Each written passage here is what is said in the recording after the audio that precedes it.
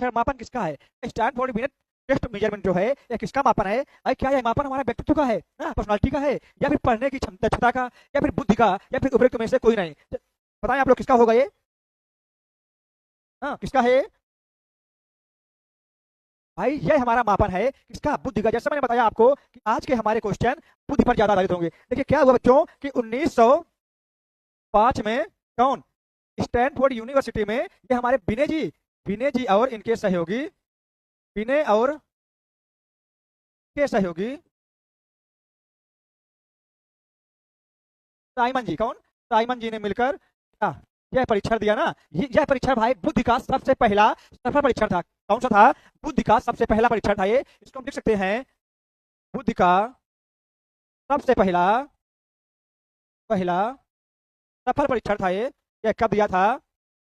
मैंने बताया आपको 1905 में। कौन कौन? साइमन जी और उनके सहयोगी विनय जी। लेकिन इसमें मुख्य रूप से काम किया था विनय जी ने, इसीलिए इसका नाम पड़ गया स्टैनफोर्ड विनय परीक्षण। कहां पर हुआ था ये? स्टैनफोर्ड यूनिवर्सिटी में ना। अगर हम बात करें बुद्ध शब्द की ना भाई, अगर हम बात कर लें बुद्ध शब्द की, तो बुद्धि शब्द का बुद्धि शब्द का बुद्धि शब्द का सर्वप्रथम प्रयोग किसने किया भाई? एक हमारे मनोवैज्ञानिक थे बच्चों, क्या? फ्रांसिस गाल्टन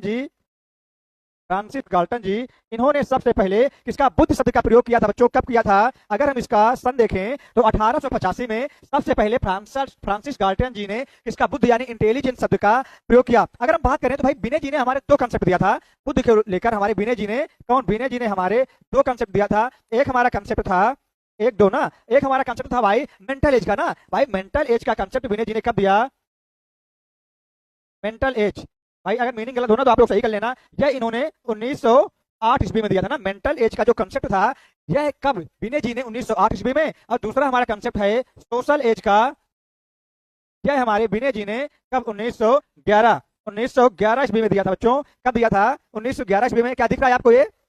1911 ईस्वी में दिया। तो आपको ये सब नोट करना हो तो नोट कर सकते हैं। अगर आपको नहीं भी नोट करना है तो डिस्क्रिप्शन में हमारे टेलीग्राम चैनल का लिंक रहता है। जैसा कि आपको मैं रोज बताता हूँ कि क्लास खत्म होने के बाद में यही क्लास नोट्स मैं अपने टेलीग्राम चैनल में डाल देता हूँ ना, तो आप लोग उससे जुड़ सकते हैं ना। क्या ये आपको क्लियर हुआ ना? मात्र